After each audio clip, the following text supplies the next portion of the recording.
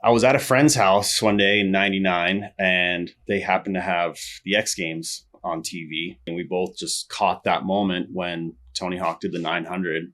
Oh. And that was it for me. Like I saw that and then we both just got so sucked in and, just watching him battle it and he finally did it. And it was just, that had such an impact on me that like when I saw that, I was like, that's what I want to do. Shit's about to go down. I'm feeling something in my spirit. Chats and Tatts with Aaron Delle Vedova. Hey everybody, welcome back to Chats and Tatts with me, your host, Aaron Delle Vedova. Today's a fucking rad day. I've got a man in my room who I have a deep respect for. The risks he's taken, the challenges, the focus it takes to accomplish what this man's been able to do. I have a deep respect for people like this. He's a mega ramp skater. He takes huge risks physically, emotionally, spiritually. He's a musician. He plays metal with a good friend of mine, Tanner Wayne. He's an avid toy collector of all things.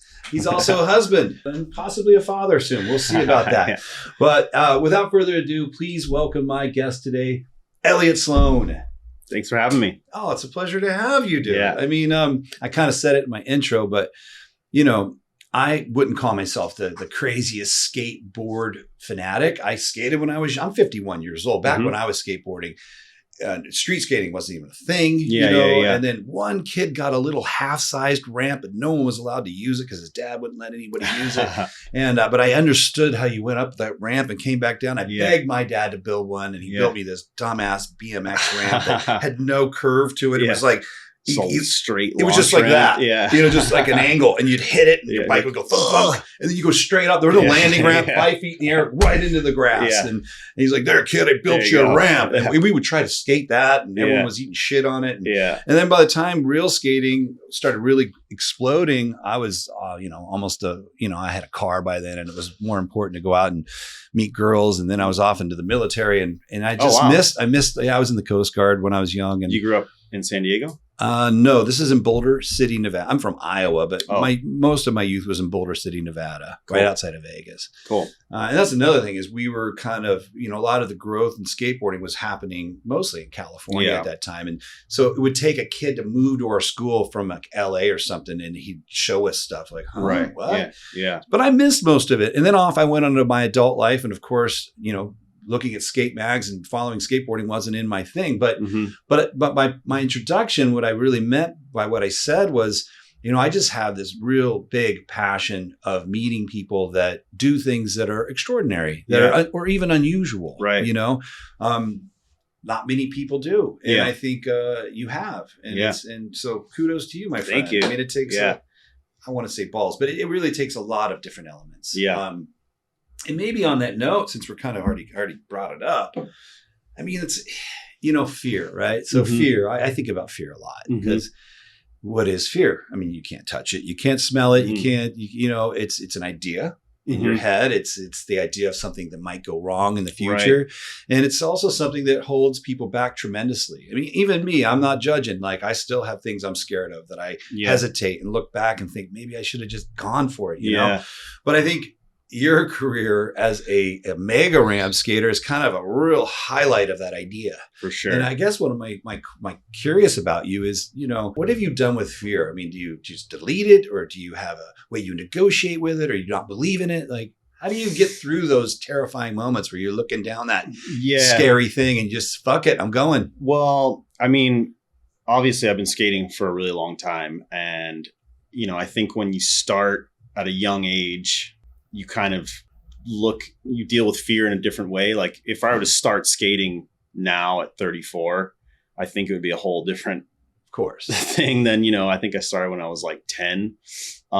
So I think there's a lot to be said there when, you're starting at a young age, and we're seeing that now in skating, like kids are just starting younger and younger. And like, they have this thing, like I said, I started skating when I was 10, but I feel like that's kind of old now. Like kids are starting at like 5, 6 years old, and they're they grow up kind of without this fear built in. So by the time they're like 15, it's just like they're on a whole nother level. It's pretty scary to see right now. Well, I think what you said kids. there is, well, let's face it, you're not really scared of much when you're 5, 8 years old. You're Right. too ignorant. Ignorance is bliss. Right. And that's when they're learning. So they're doing gnarly stuff, completely oblivious that they might break their neck. Right. I remember doing stuff at that age where I look back, I'm like, I had no idea I could have died right there. Right. I was like, duh, duh, duh, duh, duh. So that's a good time really to learn something scary. And then by the time you wake up to what can happen to you, you got some skills. Right. So, obviously with Mega Ramp, it's not like I just jumped into that. Right. It took me a long time to even get to that point before I was thinking about trying that. And, even with skating vert, it took me, I'd say like a whole year of standing up on the ramp at the skate park every day being like, all right, today I'm doing it. No, not today. Tomorrow I'm doing it. And it's seriously like a whole year of just like trying to like get myself to, Because there's no way to go halfway do that. No, I mean, you pretty much, you start from the bottom, you pump Right. back and forth, and you want to get to the top comfortably. And then at that point, you should be ready to drop in, but still it's a whole different thing when you're standing up there looking down versus like being in the ramp, pumping back and forth. I tell kids that sometimes when they're like getting bummed that they can't get themselves to drop in. Like, look, dude, it took me a year to do this. So don't stress. How'd it go the first time you dropped in? I did it. Thankfully, I did You it. pulled it. I pulled it because, I've seen a lot of kids that like, they'll slam the first time dropping him. And then That's it. that's it. They're like, Yeah. it scares them off, Right. So luckily I didn't eat shit dropping in the first time. Yeah. You could be in a totally different career right now. Yeah, That yeah. one moment. That Could have one just divided the moment, path. for sure.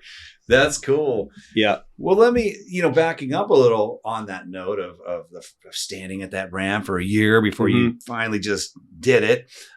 Before that, I mean, I would assume you start off as just a kid who likes to skate. Yeah. It wasn't like, I'm going to go out and be a professional skateboarder. No. one day. I just love to skate. You're skating.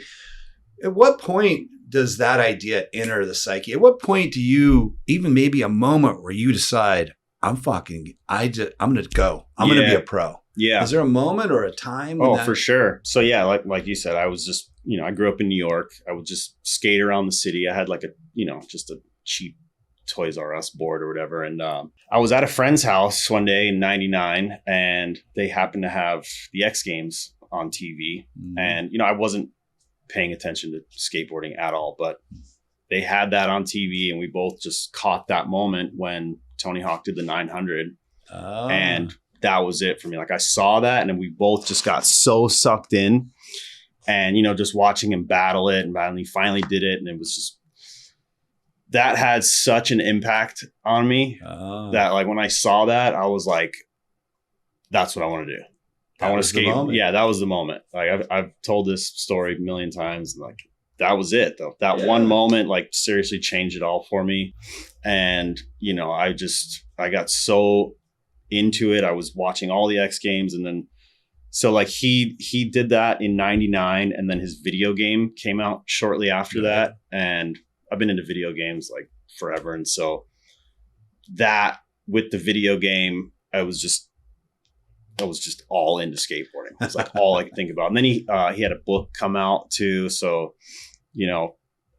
Tony Hawk was just like my world, That's rad, man. Yeah. And so it's been, but you made a decision. It wasn't just that I'm all in on skateboarding. You kind of saw that happen and thought to yourself, I'm going to be on that stage one day. Yeah. It was a click moment. Yeah. Boom. Yeah. That's I cool. wanted to skate vert. I wanted to skate with those guys. Mm-hmm. So it's been pretty amazing to, ride for Tony's board company. And, we've traveled all over the world skating demos and, there isn't a day that goes by where I take any of that for granted.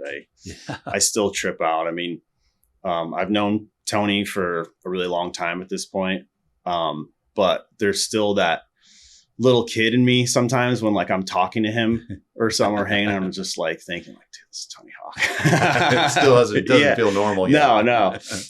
But I also love that. I hope that never goes away. Yeah. Because there were so many demos that my mom took me to, or Tony was there, and like I was just another little kid in the crowd. And, Tony, like waiting for his autograph and shit. And so, yeah, that's rad. That's a rad story. I love stories like that. Yeah, and it's funny how most people who end up going to great heights in their career will always have a moment where they're like, no, I remember them.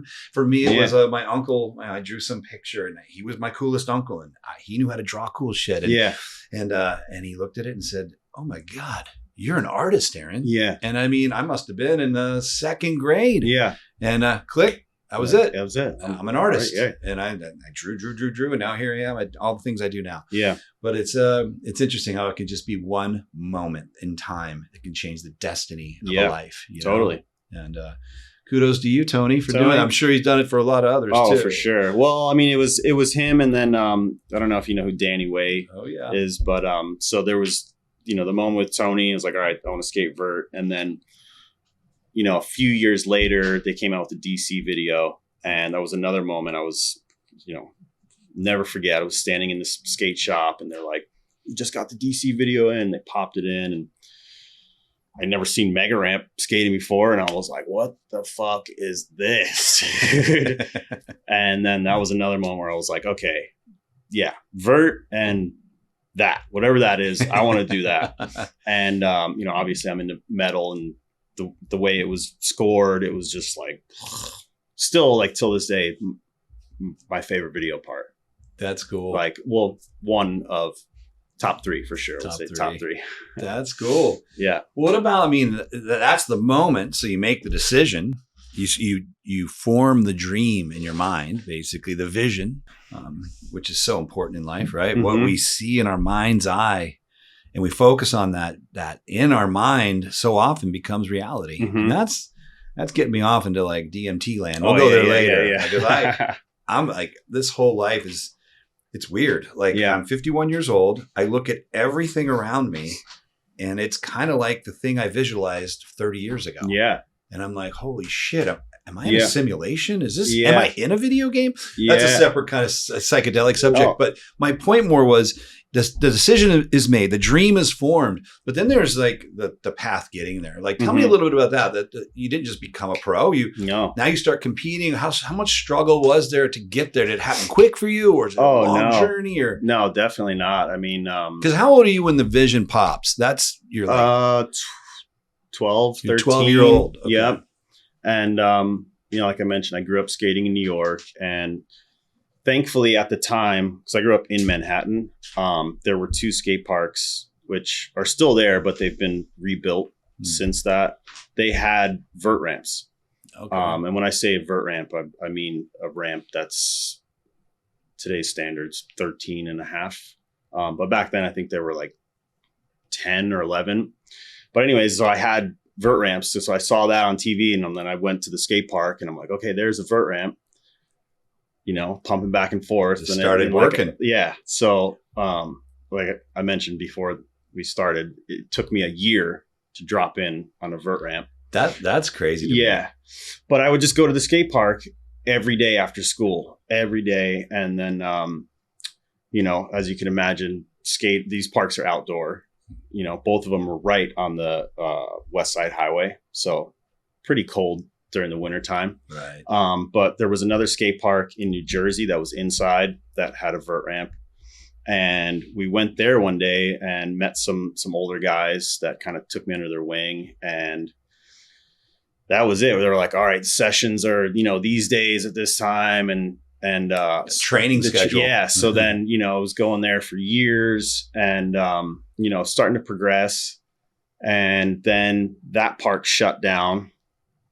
And then the last park that had a vert ramp was in Philadelphia, and that was like 2.5 hours away. So went from skating like almost every day to like maybe 3-4 times a week.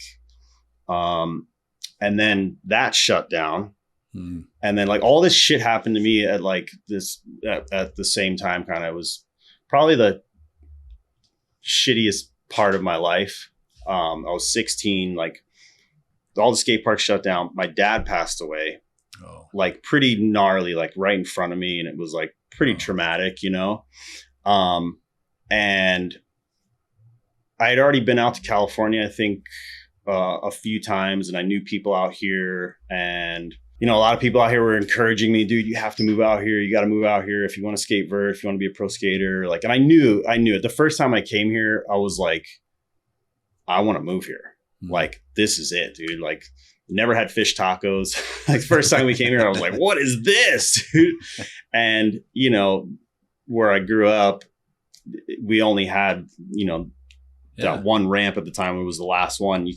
I came out here and there were like 7 vert ramps to choose from, and it's sunny outside, and the weather's like, just, you can skate all year round outside. Right. So I knew, like, immediately, I was like, I'm moving to California. But yeah, so then my dad passed away and all the skate parks shut down. I left school. I started working.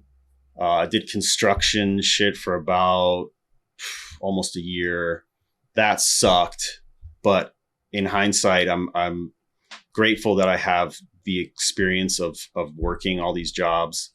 So I did that. Then I worked at this lawyer's office for a while, and filing paperwork and stuff. And there was just, there kind of came a moment where I was like, fuck, dude, I haven't even really been skating for like a while now.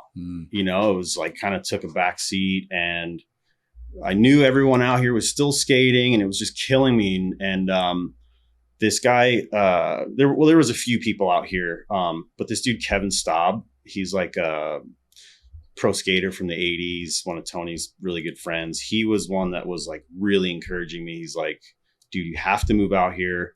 You can come skate Tony's ramp all the time, because Tony has a his office up in Vista.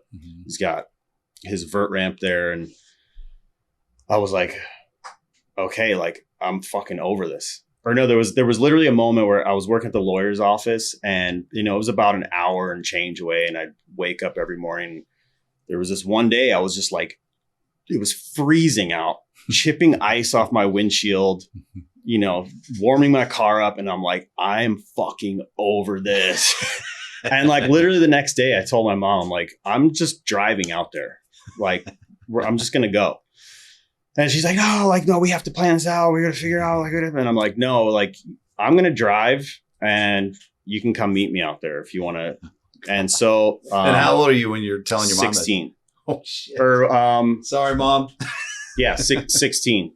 Every parent's worst nightmare. Yeah. And so, my friend Sanford and I, one of the guys that I mentioned that was older than me, that was a pro skater and kind of took me under his wing. We drove out, in separate cars, like, cause we drove all our shit out. And so I just followed him the whole way. And, that was in December of 2005, and drove out. We left fucking freezing bullshit weather back there. Took 4 days to get to California. It's like sunny, blue skies in December, and I knew, I was like, yes, that was the right decision. Was the right move. And yeah, looking back, that was definitely, I think if I had stayed there, it's like, I mean, definitely wasn't going to be a pro vert skater. There's no ramps. There's no ramps. It's like, you can skate street, but it's like, that wasn't your passion. It wasn't it. And yeah, it was just more like the weather too. It was just such a bummer, dude. Yeah. Even here, like, we've been getting a crazy amount of rain, and I just find that it affects my mood so much when it's just like cold and rainy. PTSD from like, what is this? You got to move out here for this shit. It's been a weird year. But anyways, yeah, I mean, that was kind of the chain of things that kind of led me to move out here. And then once I was out here, it definitely wasn't like, oh, you're out here, like, here's sponsors and now we're going to pay you. It was like, that was my next question. Yeah. So getting here is just phase one. Yeah, right. So, it took years of going to these contests and going to some of these open qualifiers and getting dead last over and over, and like having to sit with that feeling. And, I still struggle with contests and, the mental side of it and the pressure, but it took me years, I feel like, to even, start to see some sort of results, like top 5, top 10 or whatever, getting invites.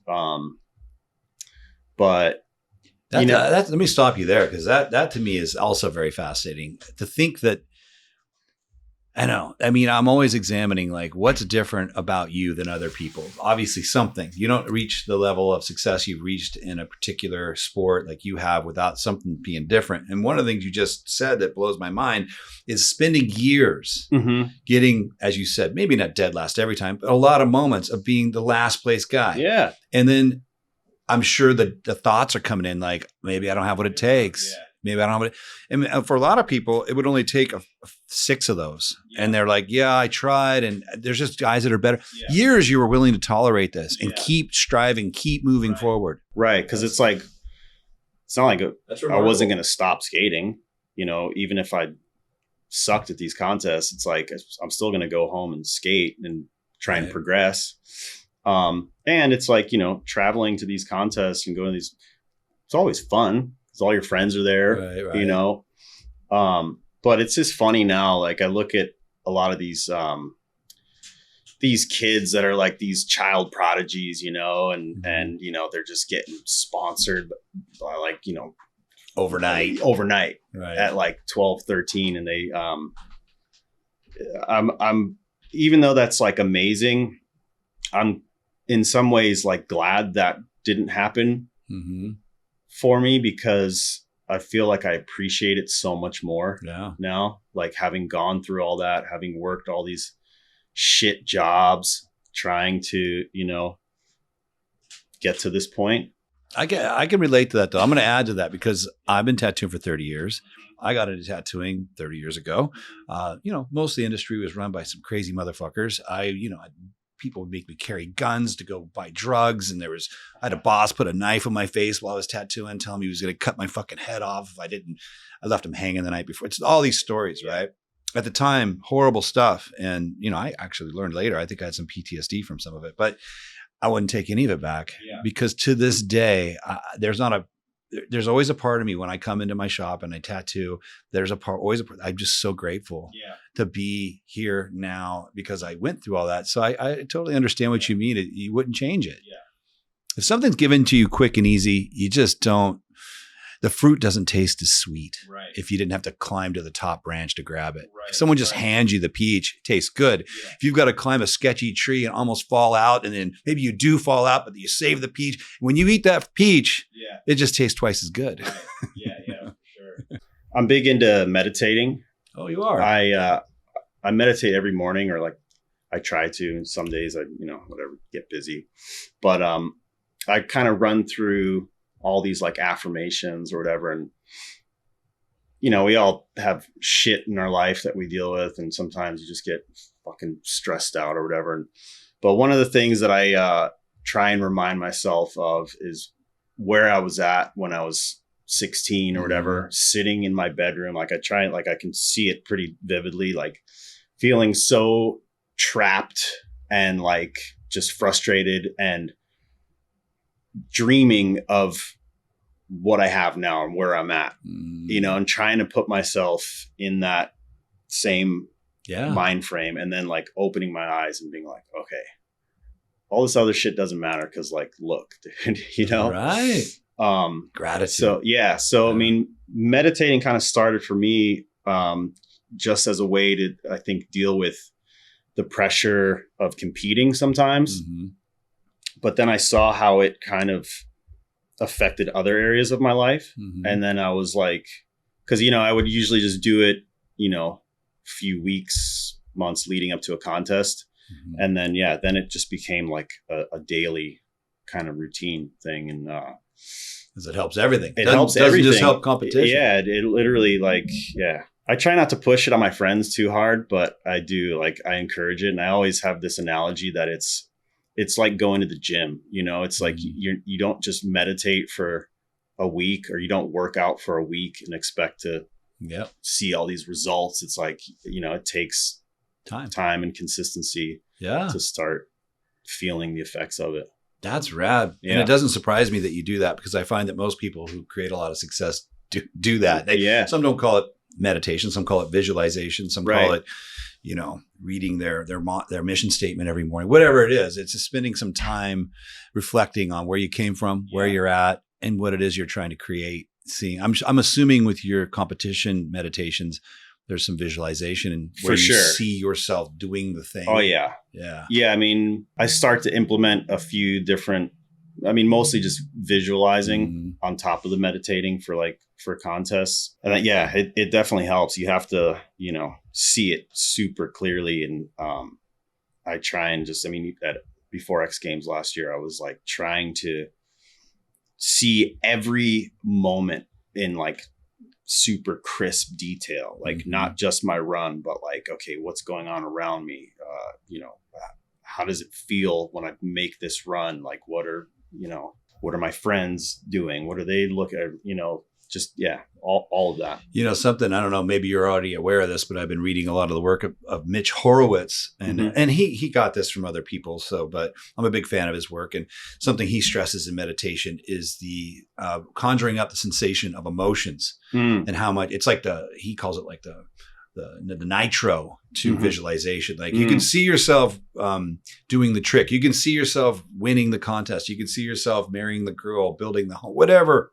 But he always says, look, you got to try to conjure up how it feels emotionally in that moment. Yeah. When they go, gold medal to you, right. or I do, I will love you for life, whatever. That emotional feeling is so important. Yeah. And I think it is, but that's his technique. I'm sure it came from other people, but I don't know if you get much into that conjuring up the emotions of the visualization or the meditation. Yeah, that's definitely part of it. I always, like before contest season, especially last year, I think I was telling you before, with the X Games being at my house, the stress pressure level is usually like, at a certain point. But last year when it was at my house, it was just like, it was off the charts. And, I would go through these things where I'd visualize stuff and I'd go through my thing and my fucking palms would just be like dripping sweat. And I'm like, fuck. Oh my God. But yeah, no, that's definitely part of it. Cause it's like tying the emotion to the visualization makes it that much more real and more powerful, more effective. Yeah. That's rad. And you mentioned this to me.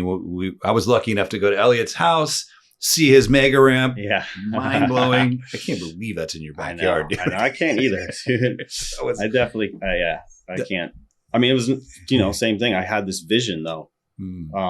And it, took a long time for it to get to that point. But, growing up in New York, I grew up in an apartment building, a pretty small apartment building. And, once I was like pretty into skating, Bob Burnquist is another idol of mine. And he had, or he still has, but I would look at his compound and I'd be like, fuck, that's the sickest thing. So I would literally look out my back window down at the first floor apartment. They had this small backyard and I would just literally, I'd sit there and I'd be like, put mini ramp here and this ramp here, and like designing it. Yeah. So that was definitely like part of the vision. It's like, man, one day, how sick would it be to have a compound like Bob or there was another guy that this guy Chris Borst has a ramp, a backyard ramp. But one of the first times I came out here, he had like this crazy vert ramp that was like I think it was Quicksilver and Tony used to have Hawk shoes. Mm-hmm. It was like that was the Hawk shoes Quicksilver ramp. And so I would trip out like, how do these guys have this space here for the shit? Like coming from Manhattan. Yeah. It was insane. But anyways, I don't know. Well, no, I think it's just great. It's another example of like, you just visualized it. You were building it in your mind, dreaming of it. Wouldn't that be cool? And there you are. Yeah. Open your eyes from your visualization. And there you are at your compound with a mega ramp in your backyard.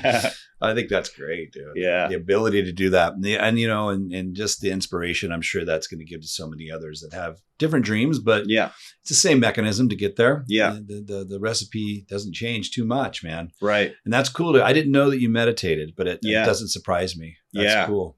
Very cool. Yeah. It's the best, man. Like I have a whole little routine that I run through in the morning and, as you saw, I got the sauna now and ice bath and do all that. I feel like there isn't, there's no like magic bullet. I feel like it's really a culmination of all these efforts, to make yourself feel good and you're not going to optimal. visualize and meditate your way to success. Right. That's one piece. That's one piece of the puzzle. But then action. Sure. You got to get done with your meditation, and you have to go work out. And then Right. you have to ride your ramp. And Right. then you have to get in your ice bath. Right. And you have to eat right. And you have Right. to plan. And, that's all the stuff we still got to get up and do. Yeah. Yeah. I think that's important to note just because there's so much talk online and out there right now about, I think it's just misunderstood sometimes. There's these books you read, and it almost seems like they're saying you can just visualize your way to your dreams. Mhm. And, but that's really, it takes a ton of action. You got to get up and Yeah. do shit. Yeah. you know? It's just one part of it. It's just one part of it. Yeah. But probably a huge part. Yeah. Because you meet people that are all about action too, that Mhm. don't set up the vision, that don't spend the time really visualizing where they're headed. And Yeah. I don't want to name names, but I feel like they get pretty off course with that Yeah. routine. Yeah. Become workaholics or, Right. just they're grinding and grinding and grinding, and it's all effort, but Right. they don't seem to really create where they're trying to be in Right. 5 years. Right. It's The roadmap. Yeah, it's like a ship at sea. Like, it's not enough to raise the sails and pull the anchor, and you can do all those mechanical things, but somebody's got to be navigating. Right. Where are we going? Right. Yeah. Where's the destination? We don't need to know. Look Yeah. how badass this boat is. The Yeah. wind is good. And like, Just keep where going. Where are we going? Where- Let's just go that way. Yeah, no, that's cool, man. What about one other question? Do you have what was this? Well, no, let me back up a little bit because years ago I tattooed Barry Zito. And I don't quote me on any of this, but at the time he had played for somewhere, I can't remember, and he had gotten the biggest contract ever in the history of baseball to go play for the San Francisco Giants. And I tattooed him after he had been awarded that contract, and his career had kind of taken a big shift. Like, he was the best pitcher in baseball. Everyone thought he was just the guy. Gets this massive contract, goes to San Francisco, and immediately his pitching just starts dropping off. And what he had told me, and actually was cool. I did a golden cow on him, which is from the Bible, and he's a kind of a Christian guy, and he said it's about idolization and what effects that can have on people. And I think the story from the Bible is Moses leaves town for a while. I think it's when he goes to the top of the mountain. Don't, you guys out there that are Christians, forgive me. I'm more Buddhist, but I think Moses leaves town for a while. When he comes home, everyone's worshiping a cow. And he's kind of like, what the fuck? I've been gone like 7 days, But it's a story of idolatry and the effects it has on the psyche. And for him, it was, I pitched great until I was the highest paid pitcher in baseball. Yeah. And it fucked with my head because now the newspapers everybody expected me to be this thing. Yeah. You have to be it now. Yeah. Because you're the highest paid pitcher. Right. So I think of a guy like you, and at first you're winning a little, you get a few spots, but I mean, there has to be, how did that work as the sponsorships come in and kind of with that meaning expectations? People are looking at you like your Monster Energy is looking at you like, you're going to get a gold, right? Yeah. That's kind of why we put that logo on your head, Is that fuck with? How do you for sure. deal with that? It definitely does. Like, it's a double-edged sword because it's like, I want this, right? But now just managing that pressure and those expectations. And it's like, I don't know. At the end of the day, it's like, you just got to try and do your best. I was hoping you'd say that. My wife's like tells me, "Oh, you're too hard on yourself." And it's like, well, kind of have to be to some extent, right? I give myself credit sometimes. I like what you said there, though, because you kind of teed up to something I've developed, and my thing is, I have in my world similar pressures have developed over the years with my responsibilities and the business, whatever. The story doesn't matter, but I've gotten to a point where my mantra is really simple now. I'm just my job every day. I get up, I do my best. Yeah. And you know what I've learned? It's often not good enough. Yeah. But the secondary part to that for me is forgiveness for myself. Yeah. So I'll acknowledge it. Yeah. I'll make a note like tomorrow, going to do that different because that didn't work. Got to improve here. Yeah. But in that same statement, I always say to myself, but you're forgiven, dude. Yeah. What the fuck? What else could I have done? Yeah. I tried my best that day. Wasn't enough. Yeah. Done with it. Yeah. I go have dinner with my wife, go to bed at peace. Yeah. Mostly. I'm not saying things don't haunt me once in a while. Yeah, for sure. But I think I hear that in what you're saying, that you have the ability to go, do my best. If it ain't enough, not going to sit there and just grind myself all night because that's just going to make things worse. No, it does for sure. And perfect point. Like X Games last year, I had been envisioning this moment, and here is, this mega park thing that I, was pitching to them forever, and they finally did it, and here we go. And I pictured my run, and like this run could win, and like everything, and it was just a super long day. I'd been dealing with back injury leading up to it, and I was this fucking close to making this last trick. And literally, like, I don't know, I think my legs were just tired, dude. It was like, they ran 3 events in one day, which they don't usually do. So it was middle of the summer, so it was fucking hot. And, but it was just like so close, and definitely haunts me a little bit. But then I just have to keep coming back to, like, I fucking gave it everything I had, dude. Right. Like, I do know that I, I was hanging on to that run, and like that, I went for this one trick, I shot out, I fucking slammed on my back. So as tough of a pill, it's a tough pill to swallow sometimes, right. But again, I come back to, I gave it everything I had, and I think everybody saw that. My sponsors knew that. So it was like, that's a different pill to swallow than the pill of knowing you didn't give it all you had, which I've had a day like that before, where I realized my failure was attached to the fact I decided to stay out till 2 a.m. with my friends and drink too much. And then I flubbed something the next day. That's a different. And I did that too. Well, that's different, right? Because then you have to acknowledge, actually, I didn't give it all I You're had. an idiot. Yeah. That actually happened to me. There was an X Games in Japan last year. And I don't know what happened, dude. I think, they had the one contest the first day. And I think I was just so relieved that I had made a run, because the ramp, for some reason, I was like finding it really hard to get used to the ramp. And I made my run or whatever. And we're all just, having a great time. I'm in Japan for the first time, and, start drinking. And I don't drink that often. So like when I do, I'm like, I'm like, fuck yeah, like, let's keep it going. And then I wake up the next day and I'm like, fuck. And then I realize, oh my God, the best trick contest is today. And then I just get an email and, oh, hey, we moved it up 2 hours, so be here in an hour. And I'm like, oh my God. And like this one trick that I was going to do for the best trick contest, it's like pretty technical and a lot of spinning and flipping. And it's like, I'm standing on the deck, like still spinning. And here I go, like trying to do this trick, and it was just like, I really didn't give myself that great of a opportunity to make this trick. And it's just like, in hindsight, I was like, dude, why did I do that? Like, how did I not think, oh yeah, the best trick contest is tomorrow, let me save this for maybe tomorrow night. You got caught up in the moment. Yeah, it happens to us all. Yeah, as long as it doesn't happen routinely. Right. Learn your lesson. Yeah, no, like I said, I don't drink that often, but it was just like kind of one of those moments. We were all in Japan, like it was just, I could see a that. Good time. Good people around you. First time in Japan. Yeah, it was sick. Now's the time to have a party. Yeah, and you lose track of maybe. Yeah. Plus, like I said, they rescheduled the thing. They moved it up. Double whammy. It's like, God, I thought it was at 4:00. No, it's at like 1 or 2. Oh my God. Okay.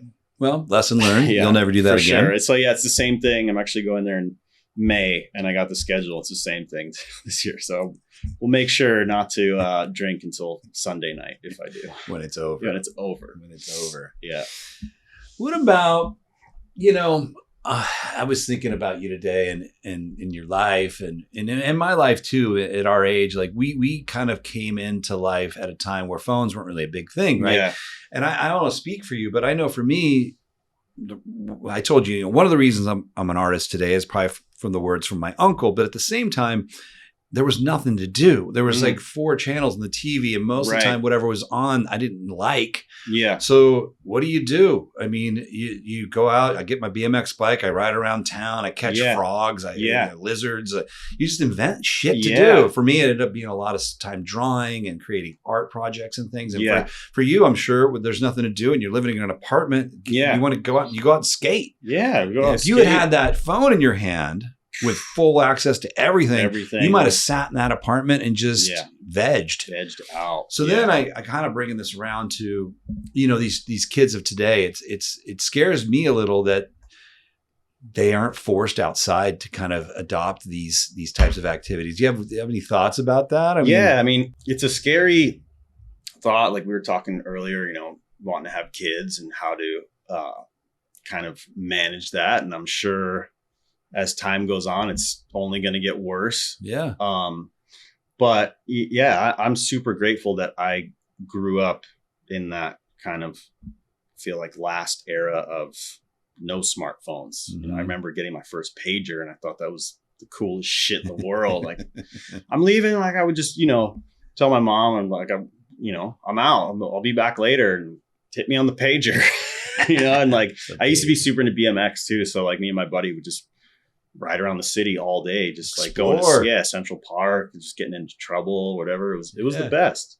And now it's just like, man, things got so complicated, but I don't want to, like on one side, I am super grateful for it because social media has kind of changed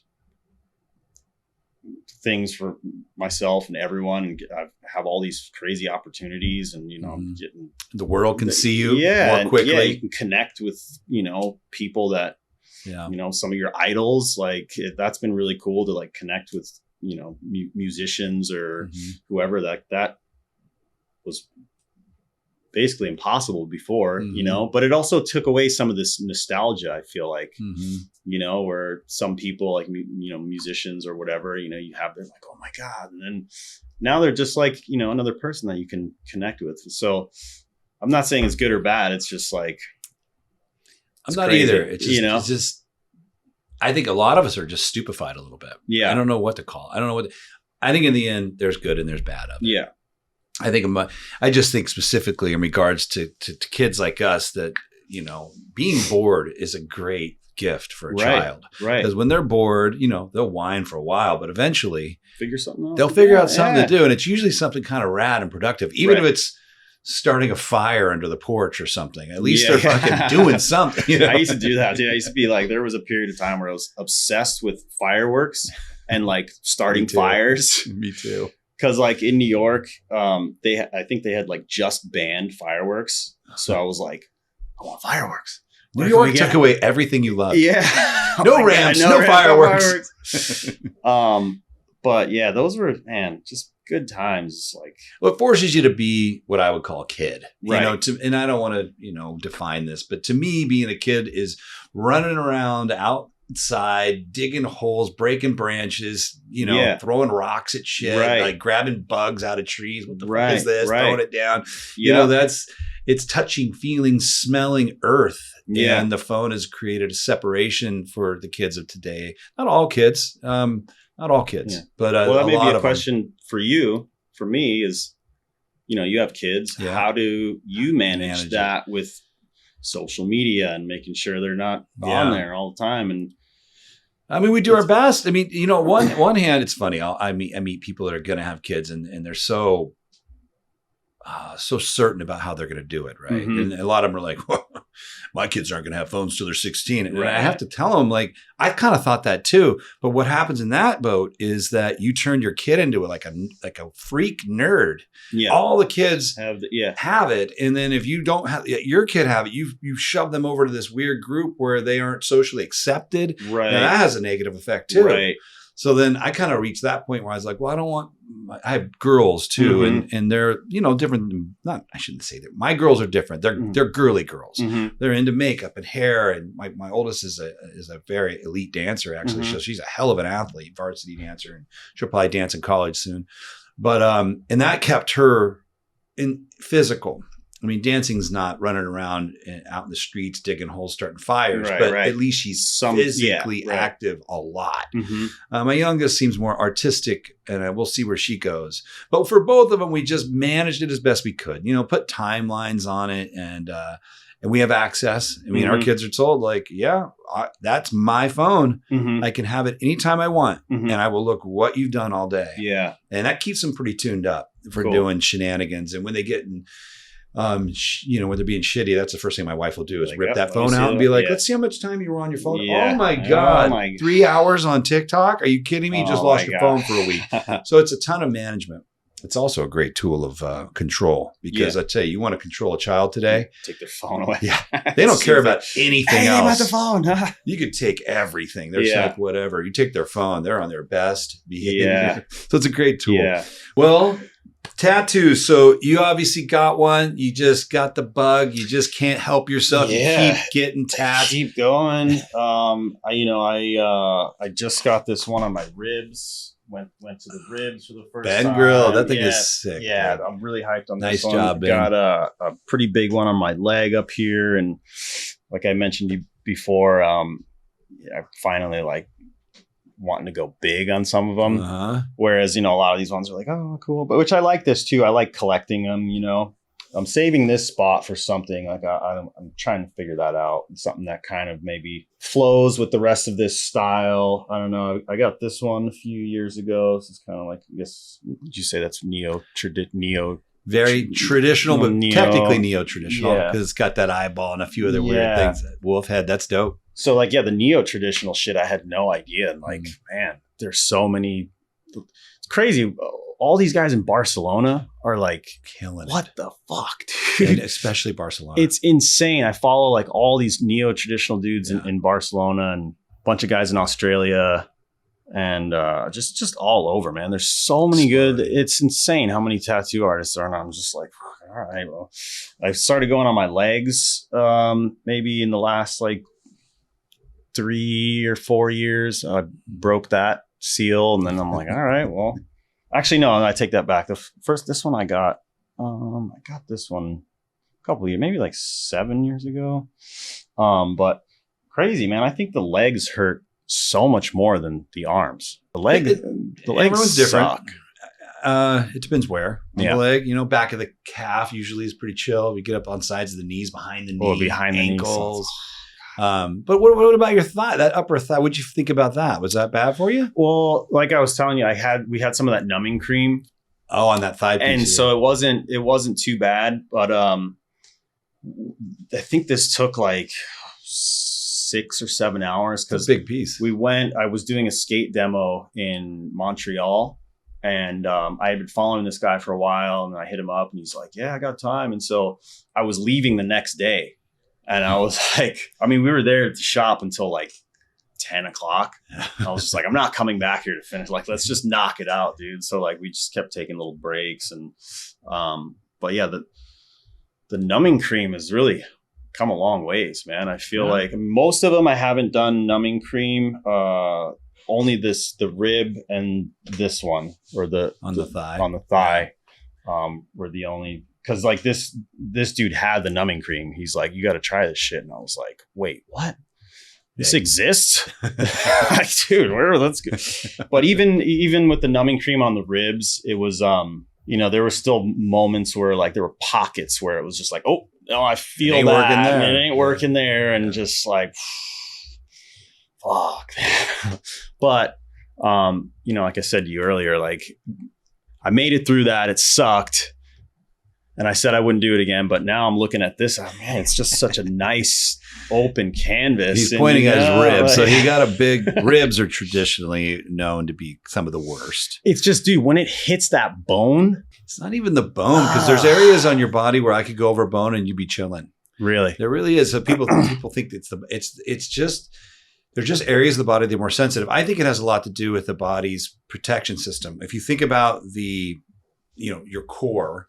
Inside there, behind there are vital organs. Right? And also your ribs are protected by your arms. If you're running through the jungle, your ribs aren't getting stabbed and hurt. Your arms are taking the brunt. Right. So these areas just become sensitive. Yeah. That's a good point. And arms and things like this, these things are designed to like, bash through, things and not feel it as much. Right. But the core is tradition. Anything on your center body is going to hurt more, and your limbs are going to hurt a little less traditionally.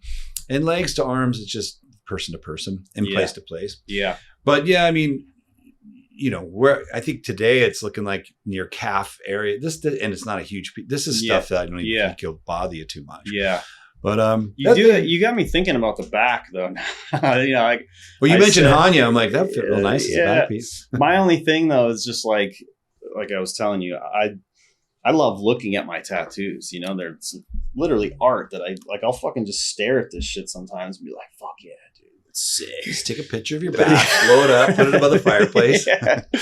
And you know, unless I'm in the bathroom, I'm like, oh, "Fuck yeah, it's still there." Man, I've got issues with my neck and stuff, so it could suck. Yeah. You have to get a double mirror situation. Well, that's cool. So today, you know, I encouraged you. I was like, look, you're coming on the show. We usually do a tattoo. I can do it, or I have all these great guys I work with. Yeah.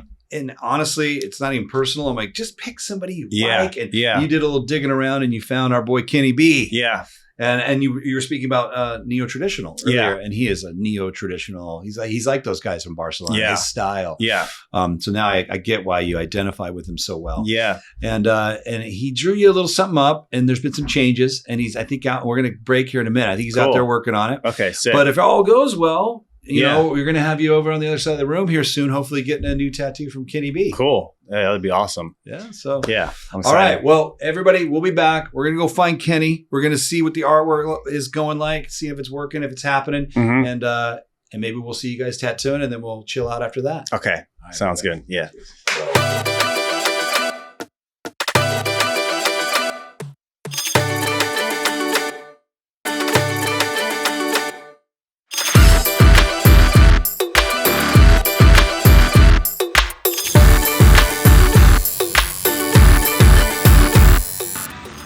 Halfway through, how you feeling? Feeling good, man. This spot's actually not too bad, but maybe I shouldn't speak. I don't know. I feel like after a certain point, especially when you sit or you wait a little bit and you go back in.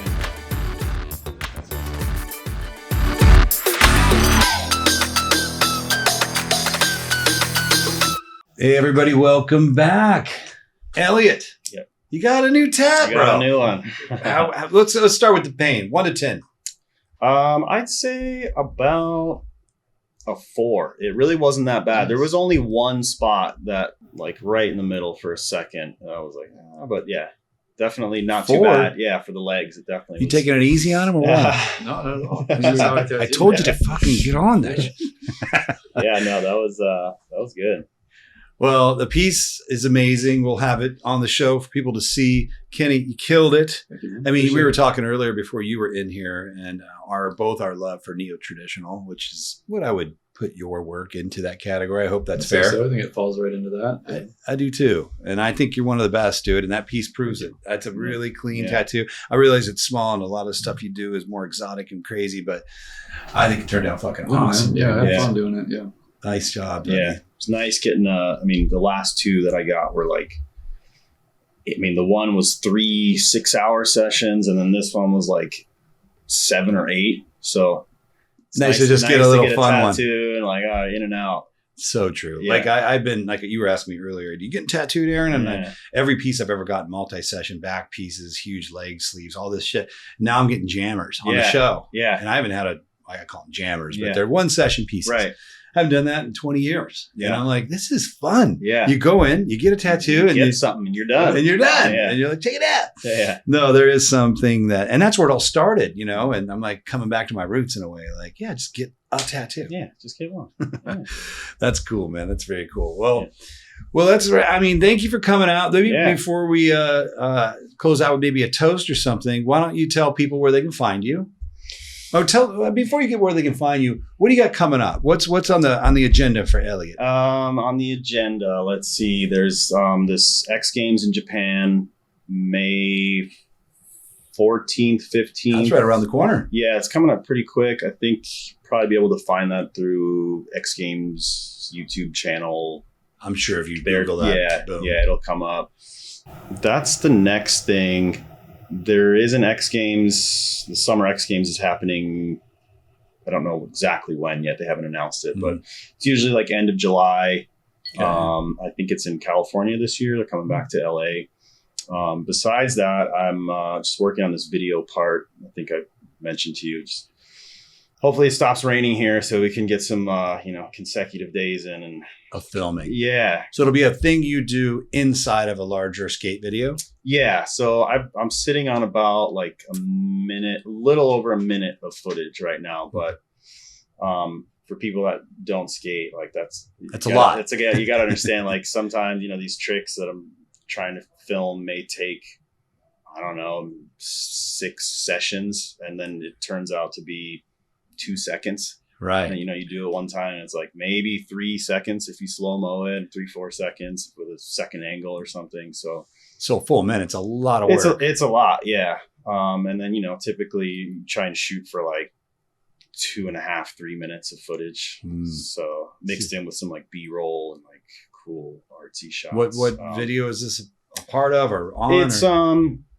it kind of started for Fallen. My shoe sponsor, they gave me a pro shoe like 2 years ago, and they were like, "Hey, why don't you film a little something?" And then I started filming something, and then I was like, "Oh, this is turning into like more of a thing now. Let me take my time doing it," because kind of a perfectionist in that way. Like I want it to be like a full, like, I don't know. And the other thing is like filming a video part can be exhausting, like physically, obviously, and mentally. And so I think after this one, I might, I don't know, take a little breather on it. So I'm trying to give it all I got. And, but yeah, there's no deadline on that. So it's kind of just when it's done, it's done. Like, I don't know. Like any art. Yeah. When it's done, it's done. Exactly. It's art. But I think that's it.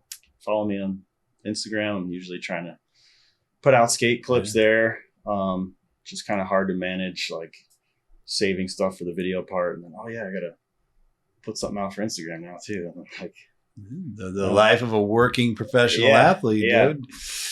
Well, that's cool. And as far as links to all this, we're going to have them in the show notes for everybody. But Elliot Sloan on Instagram, and from there you can find most anything else. And obviously, if you Google his name, you'll get other things as well. And then Kenny, who goes by Kenny B. I believe is it Kenny _ B? Nope, just Kenny B Tattoos. Kenny B Tattoos on Instagram. We work together here at Guru Tattoo. So go there, check out all his amazing work. And that's it, I guess, for today, boys. Yeah. Let's toast. Yeah. Cheers, to guys. tattooing and what can I say here? Oh, I know. In respect to a lot of things you said today, to never growing up. Never grow up. Cheers. Cheers, Kenny. Cheers. All right. The Japanese do everything better. That is smooth.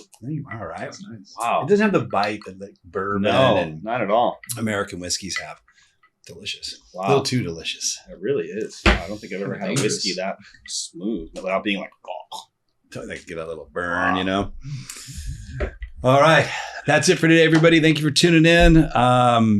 Well, I was going to talk about next week's episode, but we don't even know what it is yet. We're still deciding. Appreciate everyone tuning in. Please hit me up on YouTube. Give me a subscription. Leave me comments. Let me know what you like, what you don't like, what you want to see more of. And that's it for today. See you on the next one.